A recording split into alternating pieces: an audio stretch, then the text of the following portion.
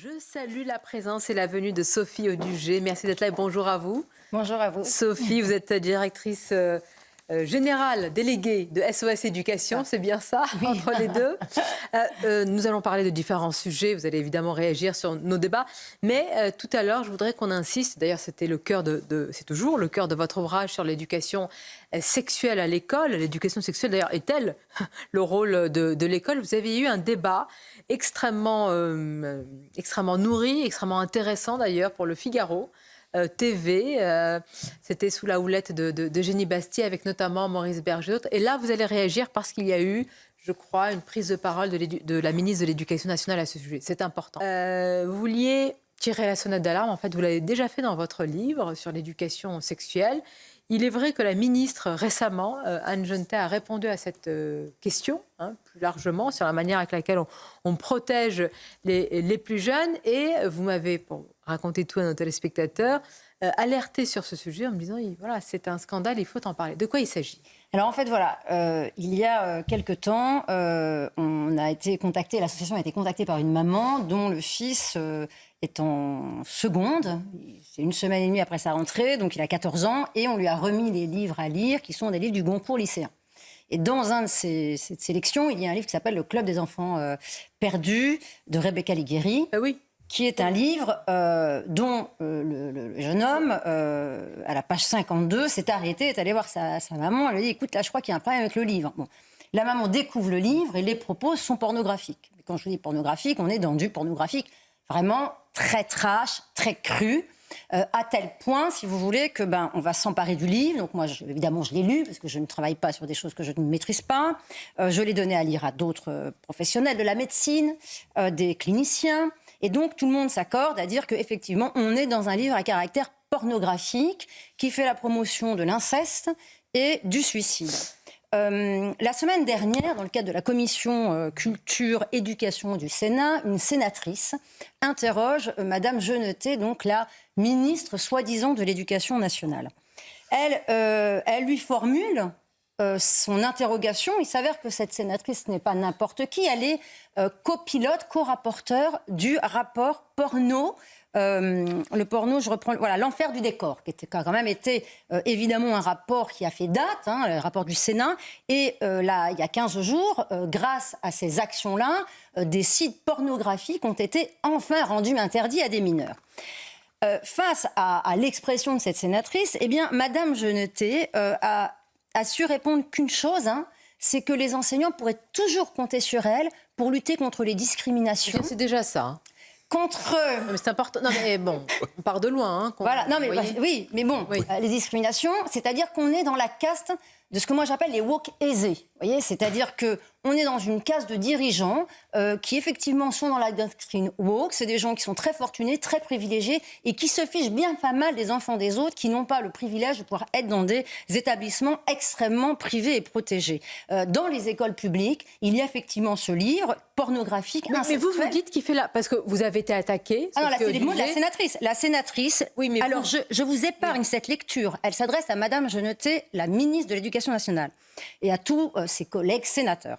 Alors je vous épargne cette lecture puisqu'il s'agit de lecture pornographique qui fait clairement l'apologie de l'inceste et du suicide. Alors en tant que co-auteur du rapport porno, l'enfer du décor, et alors qu'on parvient d'ailleurs heureusement à interdire enfin l'accès aux mineurs à certains sites pornographiques, je m'interroge juste sur ce choix. Voilà. Mais et Madame Genetet lui répond, j'entends effectivement tout à fait votre émoi. Alors moi j'invite à tous les gens qui nous écoutent à aller sur le site de SOS Éducation, à lire le courrier que j'ai adressé au Premier ministre et à la ministre de l'Éducation nationale, à aller en page 6 et à lire les plus de 10 pages de Je l'ai lu, le livre. Mais moi, j'ai une question. Est-ce que le Goncourt des lycéens est plus choquant, plus trash aujourd'hui que YouPorn ?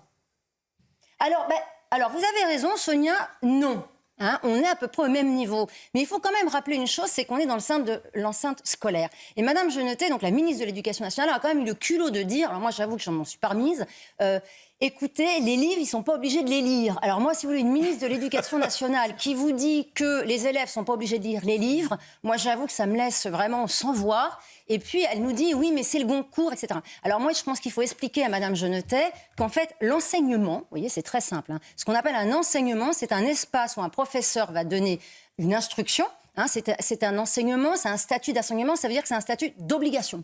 Donc l'élève, il ne choisit pas les livres qu'il lit. Alors, et là, pour le coup, non mais j'insiste, parce que le fait de dire à des élèves... Oui, allez-y. Je vais vous dire, parce que moi, je trouve ça... Parce que dans ce livre, il y a le merveilleux côtoie aussi le sordide. Il y a quand même des passages, parce que je reconnais... Voilà, il y a vous l'avez lu aussi, etc. Donc c'est un véritable débat. Est-ce qu'il faut aujourd'hui presque censurer certains passages de livres? Alors, si vous voulez, la question, et si je peux me permettre, la question n'est pas là. La question est que chacun est libre de lire les livres qu'il lit. Moi, je ne juge pas du tout le travail de l'auteur, hein, parce que je respecte tout à fait, elle peut faire les livres qu'elle veut. La question qui se pose, c'est comment l'éducation nationale... Alors moi, je défie Madame Jeuneté de l'avoir lu. Ou sinon, moi, je veux bien le lire à un de ses enfants. Moi, je veux bien. Les passages que j'ai mis, je veux bien qu'elle les lise à voix haute à ses enfants jusqu'au bout. Moi, je veux vivre ça, parce que c'est quand même... Enfin, chapeau quand même. Hein. Donc, si vous voulez, la question n'est pas de savoir s'il faut interdire ce livre. Bien sûr que non. Évidemment que non. Mais comment vous Il est dans expliquez les qu'il était sélectionné par le Goncourt des lycéens? Il n'y a pas de sélection Goncourt des lycéens. C'est la sélection du Goncourt qui ensuite est mis dans les mains des lycéens auxquels on propose de voter. Mais il n'y a pas de... Le Goncourt ne fait pas une sélection pour les lycéens. Donc, c'est à l'éducation nationale qui est garante et responsable, que d'ailleurs on va attaquer, puisque évidemment, a priori, il n'y a pas moyen de fonctionner en dialogue intelligent. Donc on va attaquer évidemment en justice, parce que quand même mettre dans les mains de mineurs un livre à caractère pornographique, ben en fait c'est quand même un délit, si vous voulez. Et donc là, la question qui se pose, c'est comment Madame Jeuneté peut décemment répondre à côté de la question à une sénatrice qui, en plus, connaît très bien le sujet, puisqu'elle a travaillé pour œuvrer pour que le porno soit interdit à des mineurs, ce qui est la loi, je me rappelle quand même. Donc là, si vous voulez, il y a quand même un problème en France à l'éducation nationale, alors, si vous voulez, c'est qu'un enseignement, il faut dire à Madame Jeuneté, hein, un cours, un enseignement, c'est des élèves qui sont obligés de recevoir un contenu, si vous voulez. Ils n'ont pas le droit de choisir... Si vous avez été attaqué pour cela, hein, votre association, alors, à partir du moment où vous dites que ce livre est pornographique, voilà, alors moi j'invite tout le monde vraiment à lire les passages, hein.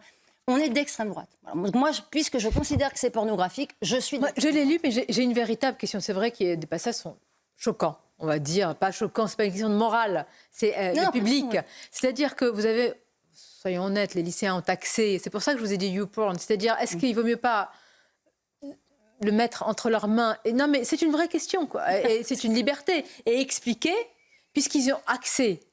Ou alors vous estimez qu'il ne faut pas... Je ne sais pas, ne soyez pas choqués par une question, chers amis. Non, mais moi je trouve qu'elle est... je sais pas. Je suis très... Je laisse le tour de table et puis je vous donnerai ma réponse après. Je suis très déstabilisée aussi, tout simplement parce qu'il se trouve que j'ai des enfants adolescents, plutôt garçons, et que la dernière fois, je parlais avec le papa d'un ami de mes enfants et qui me dit, mais tu sais, ton fils a déjà vu du porno et je pense que j'ai eu la tête d'une poule devant un couteau. Et je suis allée interroger mon fils qui m'a regardé. C'est un enfant d'une franchise absolue et qui m'a regardé, qui m'a dit, écoute maman, aujourd'hui on voit ce type d'image, voilà à partir de quel âge? Et qui me dit, mais tu sais, on en a beaucoup discuté avec toi, avec papa, vous avez beaucoup anticipé. Donc j'arrive à me positionner par rapport à ces images-là. Moi, j'étais outrée. Oui, c'est-à-dire que j'étais mal à l'aise en face de mon propre fils. Pour répondre à la question de Sonia, je ne crois pas que ce soit en montrant des rapports dégradants entre hommes et femmes qu'on apprend à des enfants ce que sont des rapports dégradants. Juste sur la fin, j'aimerais bien écouter la fin de l'anecdote. Ce que je voulais dire, c'est que je me suis trouvée face à une réalité que je ne voulais pas voir, que mon enfant, lui, avait vue. Et je me suis rendu compte que mon mari qui me disait...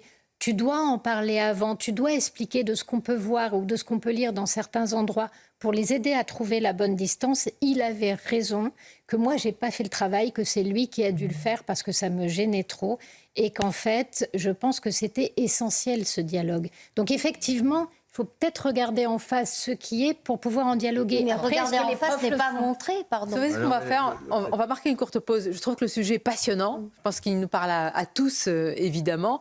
Et vous nous direz ce que vous en pensez. En tous les cas, vous avez été l'une des seules ou la seule à tirer la sonnette d'alarme? Non, on a une autre association qui est également avec nous. Pas plusieurs. On n'est pas très nombreux, non. Bien. Bon, en tout cas, le sujet est passionnant, important, édifiant. À tout de suite pour en parler. Merci d'être avec nous dans quelques instants. On va continuer à évoquer ce sujet. Beaucoup de réactions sur alors, je ne sais pas s'il faut l'appeler l'éducation sexuelle à l'école, puisque là, on a passé à un autre stade. Nous parlons de ce roman. Alors, difficile de résumer un roman. Je ne vais pas lire ces extraits qui sont particulièrement, crus. Je ne vais pas les lire, mais ça interroge. Alors, liberté pédagogique ou pas, vous nous direz ce que vous en pensez après les titres de Somaya Labidi. Alors, nous parlons donc d'un ouvrage sélectionné ou en lice pour le Goncourt des lycéens, avec des scènes extrêmement crues qui font référence très clairement, très ouvertement à la pornographie. Et à partir de là, vous avez deux possibilités. Et il y a certains professeurs qui vont parler d'une forme de liberté, de pouvoir pédagogique, et qui vont avoir peur de l'émission de parents, et on connaît le sujet, et d'autres, et à l'instar de votre association, Sophie Audugé, qui dit non, c'est de la responsabilité du ministère, et c'est pas possible. Je vais vous donner la parole dans quelques instants. Judith Vintraud. Oui, juste pour dire que vous avez raison de parler de la revendication de liberté académique, parce que c'est souvent l'argument qui est opposé. À chaque fois que quelqu'un dit mais c'est tout à fait bizarre ou tout à fait malsain ce que vous enseignez aux élèves, que ce soit dans des livres comme ça ou même dans des livres scolaires. Et j'avais interrogé à ce sujet-là Souad Ayada, qui était la présidente du Conseil supérieur des programmes sous Jean-Michel Blanquer, ministre de l'Éducation. Et elle m'avait dit, les éditeurs prennent toute tentative de dialogue pour du totalitarisme. C'est hors de question de discuter des contenus, des livres, mais non seulement en termes de mœurs, comme c'est le cas là, mais même pour les maths. Elle avait essayé d'organiser une rencontre entre des scientifiques et des éditeurs de manuels scolaires de mathématiques, parce qu'il lui semblait que des énoncés étaient erronés ou induisaient en erreur. L'éditeur a dit, pas question c'est ma liberté éditoriale, je refuse tout contrôle sur le contenu du livre. C'est quand même très, très problématique. Moi, je simplement rappeler une règle de base. Comme toute liberté, il y a toujours une limite à une liberté. Et la liberté pédagogique a aussi ses limites. Et la limite, c'est l'article 222, je viens de vérifier, article 222-27 du Code pénal, qui parle de corruption de mineurs, qui est prévu jusqu'à 5 ans d'emprisonnement, avec une circonstance aggravante jusqu'à 7 ans d'emprisonnement, dès lors que ça se passe dans un milieu de l'enseignement. C'est-à-dire que le fait de remettre à donner à lire à des mineurs des ouvrages qui contiennent des passages hautement, je viens de voir effectivement, pornographiques, ça peut tomber sous le coup de la loi pénale. Et ça pourquoi tombe. Une association comme la vôtre qui tire la sonnette d'alarme, et pour vous connaître, vous êtes dans le débat, c'est-à-dire que je suppose que pour engager aussi une discussion, vous avez été qualifié pour cela d'extrême droite. Vraiment, je ne vois pas le rapport. Écoutez, alors moi non plus. Et effectivement, dans l'analyse des médias qui sont sautés, qui ont couru au sauvetage de l'auteur, évidemment, on va retrouver Le Parisien, Le Monde. Vous n'avez rien contre l'auteur? Non, puis je veux dire, en 77, c'est quand même des gens qui ont soutenu Masneff. Je voudrais quand même le rappeler, c'est-à-dire avec une liste quand même de personnalités qui ont soutenu la pédophilie. Je pense qu'à ce registre-là, honnêtement, leur avis sur la question, moi, m'intéresse pas beaucoup. Et ils ont essayé de faire un amalgame avec un ouvrage qui avait été sélectionné pour le Goncourt l'année dernière, Triste Neige. Ah oui, de Nina... Triste Neige. Non, pardon. Non, Triste Neige. Sur le tigre. Ça va me revenir. L'autrice va me revenir. Qui, effectivement, était un témoignage d'inceste. Voilà, c'est ça. À ce moment-là, l'année dernière, il ne me semble pas qu'on ait envoyé de courrier à qui que ce soit, parce qu'effectivement, on était dans un témoignage d'une situation d'inceste qui était sur des textes assez crus. Les élèves avaient été prévenus que c'était ça le sujet. Mais on était sur un inceste qui est évidemment dénoncé par l'autrice et qui montrait l'horreur de la situation. C'était Triste Tigre. Donc voilà. Ouais. Mais là, si vous voulez, on n'est pas du tout là-dessus. L'inceste n'est jamais dénoncé. Pourquoi ? Parce que ce soit la pornographie, les pratiques dangereuses, scatologiques. Je veux dire, vous m'avez demandé de citer aucun extrait. Vraiment, j'insiste. Allez voir, parce qu'on est à un niveau qui est... Tout le monde en a regardé autour de la table, je pense qu'ils pourront juger. Et si vous voulez, là, ce qui est très important, c'est que même quand vous donnez la preuve qu'on est manifestement dans du porno, on est dans de l'inceste qui n'est jamais dénoncé, on est dans de la scatologie qui n'est jamais dénoncée. Il n'y a jamais de prévention. Il ne se protège jamais. Pourquoi ? Parce que dans la pornographie, on ne se protège pas. Ça fait partie du mécanisme d'excitation. Donc on retrouve tous les éléments de la pornographie. Eh bien, malgré que ce soit factuel, eh bien, au lieu de dire, effectivement, il y a peut-être une erreur, effectivement, il faudrait peut-être mettre du contrôle, effectivement, on est désolé, on va prendre en charge le sujet, c'est Non, t'es d'extrême droite si tu Mais- considères que c'est pornographique. Mais déjà, par exemple, dire que seule une femme peut enfanter, pour certains, c'est déjà être d'extrême droite. Alors, vous savez, le curseur de l'extrême droite, il est quand même Oui, bon. placé, non, mais il est quand même placé très à gauche en France. Mais c'est pire que de la pornographie, parce qu'on parle de troisième Non, mais moi, je ne veux pas juger le livre. l'incitation à la Parce que ça drogue. me met mal à... Moi, Non, je mais- veux juger, est-ce que ce livre, quel Il y a public... quelque chose Voilà. qui est Mais historique. il y a de l'incitation à la drogue, quand même. Il y a il y a quelque chose qui est historique néanmoins, c'est, rappelez-vous, à une époque, comment est-ce qu'on montrait qu'au 19e siècle, parce qu'on a pu aussi avoir nos propres regards déformants, on disait, regardez à quel point ces gens étaient puritains. Oui, mais vous n'allez pas interdire etc. ça, non.